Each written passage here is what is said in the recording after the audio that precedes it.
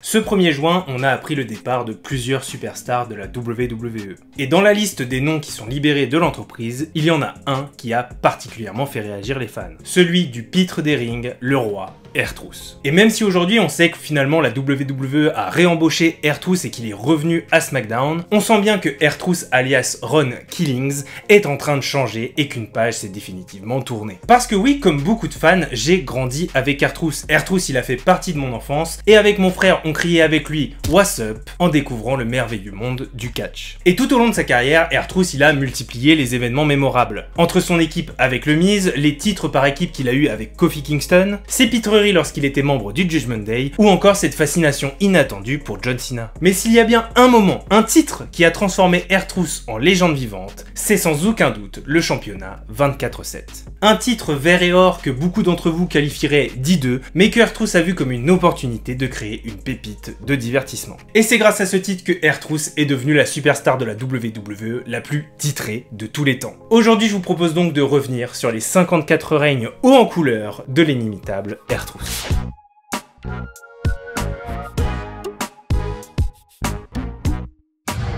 Notre histoire commence le 20 mai 2019. Et on retrouve le Hall of Famer Mick Foley qui débarque avec une annonce surprise. Il nous explique qu'être champion à la WWE, c'est bien plus qu'un rêve. C'est quelque chose auquel les superstars qui sont dans le vestiaire pensent en permanence, 24 heures sur 24 et 7 jours sur 7.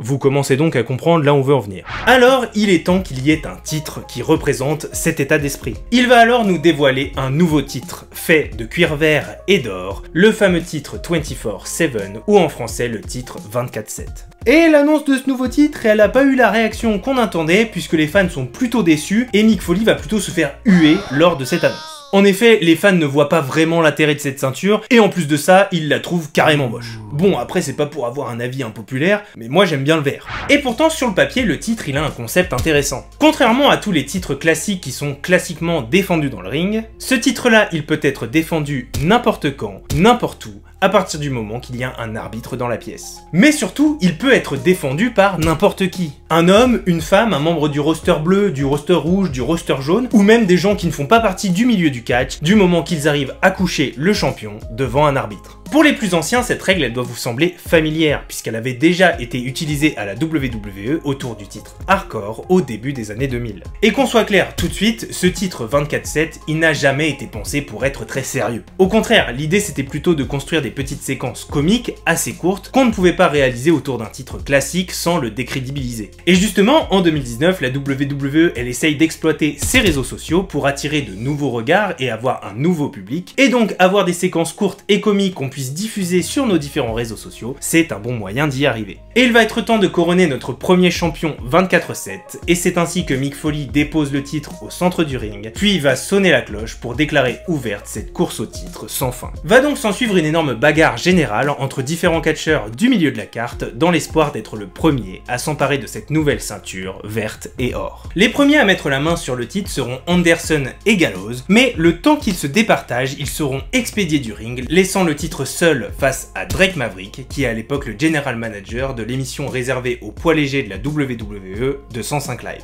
Et là, ça nous montre tout de suite que le titre il peut être réclamé par n'importe qui. Mais finalement, ce ne sera pas Maverick le tout premier champion, puisqu'il sera arrêté par Titus O'Neil, qui l'enverra valser telle une boule de bowling dans les autres challengers, avant de s'emparer de la ceinture pour devenir le tout premier champion 24/7. Et c'est là que la course-poursuite commence. Parce que, comme l'a dit Mick Foley, le champion 24/7 n'aura jamais une minute de repos. Et ça va parfaitement s'illustrer, puisque quelques minutes après, alors que Titus essaye de fuir le ring, il sera pris par surprise par Robert Roode, qui le couchera au sol pour un compte de 3, et il devient ainsi le second champion 24/7.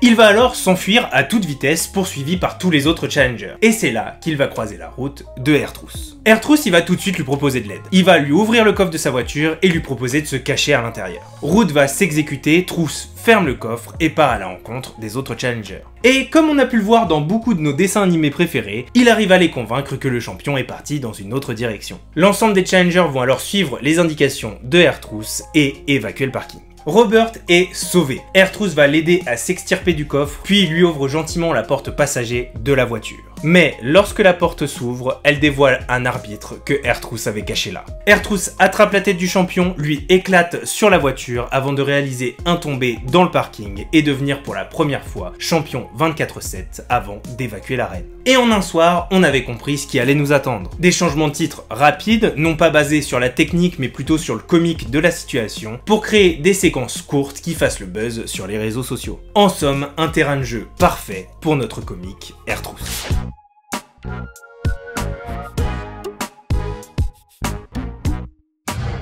Mais en fait, on était encore très loin du compte. Parce que même si les premiers échanges de titres auront bien lieu à SmackDown contre Elias, c'est vraiment à partir du 2 juin qu'on va comprendre l'ampleur des possibilités qu'offre ce titre. Ce jour-là, on découvre R-Truth sur un terrain de golf, c'est un homme qui sait se faire plaisir. Jusqu'à ce qu'il soit attaqué par surprise par Jinder Mahal qui lui rive les épaules sur le grind. Bon, après ce sera pour un règne de seulement quelques secondes puisque R-Truth récupérera très vite la ceinture avant de s'enfuir en caddie de golf. Enfin, plutôt traîné par un caddie de golf.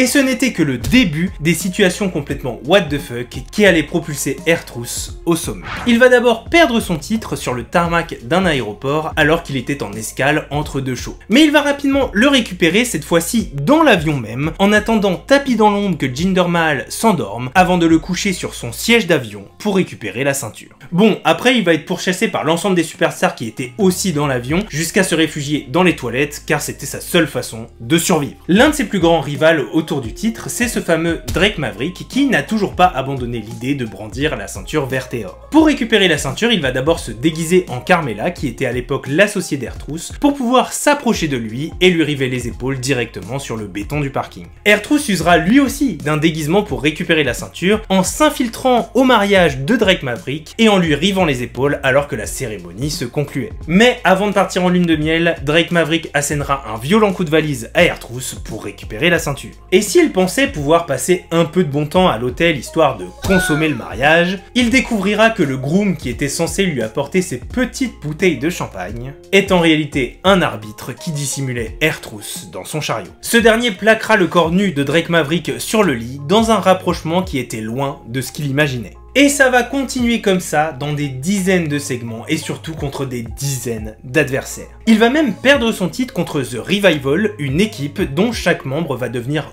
co-champion 24/7. Oui, visiblement on peut partager une ceinture. Il récupérera la ceinture en se déguisant en roi pour faire partie du décor de SmackDown afin de surprendre une nouvelle fois Drake Maverick.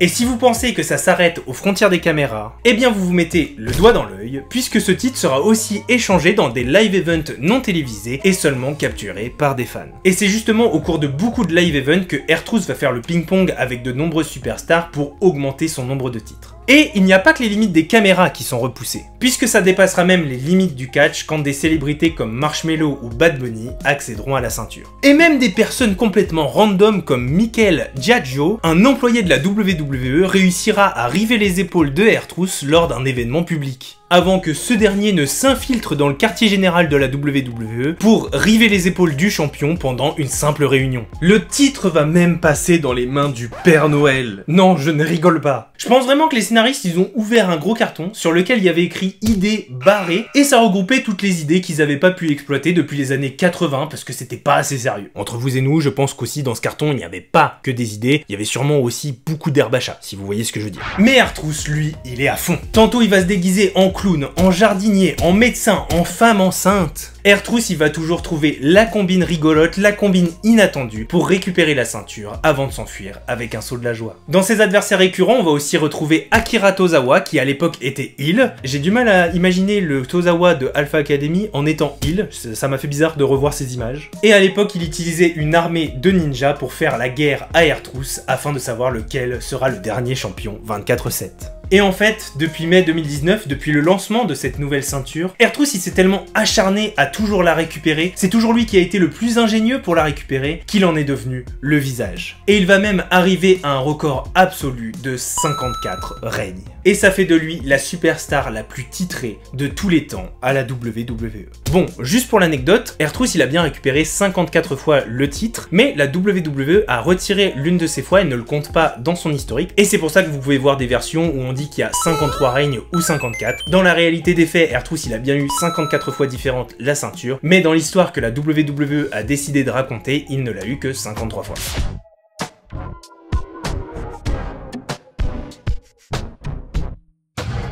Mais après un peu plus de 3 ans d'activité, le concept du titre il commence un peu à s'essouffler. Il faut dire que dès le départ, une grande partie des fans n'étaient pas très emballés. Ils jugeaient la ceinture vraiment horrible et ils ne voyaient pas vraiment d'intérêt à toutes ces séquences comiques. Je vous l'ai même dit, à l'inauguration, Mick Foley s'était vraiment fait huer par les fans. Et même après coup, des superstars établis comme Edge ont déclaré que la ceinture était la plus horrible jamais conceptualisée à la WWE. D'ailleurs, n'hésitez pas à me dire en commentaire ce que vous pensiez du design de la ceinture et si vous auriez aimé que le concept du titre se maintiennent un peu dans le temps pour avoir de nouveaux segments un peu comiques même aujourd'hui. Mais le taulier de la WWE, R-Truth, avait réussi à convaincre une partie des fans. Ils étaient juste devenus curieux de savoir quelle nouvelle ânerie allait pouvoir inventer R-Truth pour récupérer la ceinture. Il a même perdu le titre dans un Royal Rumble. Féminin. Oui, vous avez bien entendu, pas masculin. Féminin. Il faut dire que R-Truth il avait déjà été confronté à la règle 24-7 à l'époque du titre hardcore de la WWE. En effet, je vous l'ai dit au début, mais le titre 24-7 il est grandement inspiré du titre hardcore de la WWE qu'on a pu connaître au début des années 2000. Et celui qu'on connaissait à l'époque sous le nom de K-Quick avait remporté à 2 reprises ce championnat. Donc il avait eu quand même de longues années pour réfléchir à des blagues qu'il aurait pu faire autour de ce titre si la règle un jour réapparaissait. Mais même lui arrive à court d'idées. Et finalement ça se voit même dans les chiffres. 30 règnes en 2019, moitié moins en 2020, seulement 8 en 2021 pour seulement un seul en 2022. Ce dernier règne, il l'avait récupéré en rivant les épaules d'Akira Tozawa dans le ring, avant de le perdre quelques minutes plus tard au bord du ring contre Nikki ASH. Et plus R-Truth s'éloigne du titre, plus les fans s'en désintéressent. Il faut dire aussi que pour R-Truth, c'était un rythme assez soutenu de devoir trouver de nouveaux gags à proposer pratiquement chaque semaine autour du titre. Et il s'est d'ailleurs confié en interview à propos de cette période où il était champion 24/7 en racontant que de nombreux segments qu'il avait pu proposer étaient dangereux et l'avaient parfois un peu blessé. Et finalement, le titre ça devient un accessoire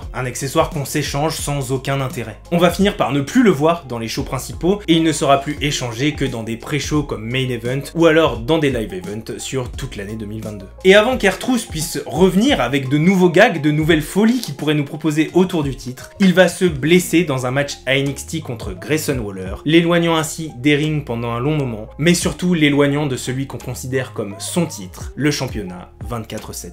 Alors, le 7 novembre 2022, Nikki Cross arrachera le titre à Dana Brooks dans un match de championnat classique. Parce que oui, on avait complètement abandonné l'idée et on se disait que suspendre la règle de 24/7 pendant des matchs de championnat à heure fixe, c'était le renouveau du titre. Bah pour moi, c'est complètement oublier le concept de la ceinture. Et la déranger Nikki Cross, qui à l'époque est en association avec Damage Control. D'ailleurs, j'ai fait une vidéo sur l'histoire de Damage Control et dedans on parle de cette histoire avec Nikki Cross. N'hésitez pas à aller y faire un tour juste après la fin de cette vidéo. Jettera le titre dans une poubelle pour mettre un terme définitif au titre 24/7. Au final, le titre 24/7 il changera de propriétaire à 205 reprises pour connaître les épaules de 51 personnes différentes. Dans le lot, on retrouve des catcheurs, des catcheuses, mais aussi des célébrités et surtout le Père Noël. Je sais, je l'ai déjà dit, mais ça me semble être l'élément le plus important à retenir de cette vidéo. Le Père Noël a déjà été champion à la WWE et R-Truth est responsable d'un quart de ces changements de titre avec un règne cumulé de 432 jours répartis sur 54 règnes. Voilà comment un vétéran de plus de 40 ans, jamais champion, a réussi à marquer l'histoire de l'entreprise de façon différente. Pas avec des ceintures majeures, pas avec des main events à WrestleMania, mais par la créativité et surtout l'amour du public. R-Truth il a pris un titre que tout le monde détestait, qui n'intéressait absolument personne, et il a réussi à en faire un véritable phénomène. Parce que oui, les vidéos de changement de titre de R-Truth, elles ont fait des millions de vues. C'est vraiment un pari gagné pour la WWE à l'époque. Il a fait de ce titre un terrain de jeu, une pièce de théâtre, mais le plus souvent un sketch. Il a enchaîné les tombées, les costumes et les pièges avant de s'enfuir la ceinture sur l'épaule en faisant un saut de la joie. Et c'est pour ça que R-Truth il a marqué tous les fans. Il a juste réussi à nous faire rire semaine après semaine sans jamais trahir son personnage. Et c'est pour ça qu'à l'annonce de son départ, on a commencé à entendre dans toutes les arènes de la WWE ses chants. Et c'est finalement bien grâce à ça qu'il est de retour aujourd'hui. Et même si j'ai vraiment hâte de découvrir ce que lui réserve l'avenir à la WWE, on sent bien que son personnage un peu comique a été laissé au placard pour tourner la page et surtout laisser bien plus de place à Ron Killings. Au final, R-Truth, c'était pas le champion qu'on attendait, mais c'est celui qu'on n'oubliera jamais. Et voilà, c'est tout pour cette vidéo, je vous remercie de l'avoir regardé jusqu'au bout. C'était une vidéo, je vous l'accorde, un peu plus simple avant la suivante qui va être une très grosse vidéo. Et c'est d'ailleurs vous qui avez choisi le thème de cette prochaine vidéo en votant sur un post que j'ai fait sur YouTube dans lequel je vous proposais plusieurs sujets et c'est majoritairement l'histoire d'Alexa Bliss qui a été choisie par les abonnés. Et d'ailleurs, si vous aussi, vous voulez participer au choix des prochains sujets de vidéo, je vous invite à vous abonner pour ne pas manquer mes posts et pour pouvoir participer au vote des prochains sujets. Je vais essayer de faire ça régulièrement pour qu'on construise ensemble le contenu qui va apparaître sur cette chaîne. Et jusque là, je vous remercie pour votre soutien, je vous remercie pour les likes et les commentaires, et je vous dis cordialement et à la prochaine pour une nouvelle histoire.